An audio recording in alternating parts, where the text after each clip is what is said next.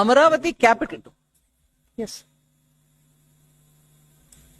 Amaravati capital construction. ఎందుకంటే Andhra Pradesh reorganisation act మేరకి state capital build చేయడానికి సెంట్రల్ గవర్నమెంట్ దానికి స్టేట్ గవర్నమెంట్ కి హెల్ప్ చేయాలని యాక్ట్ ప్రకారం ఉంది.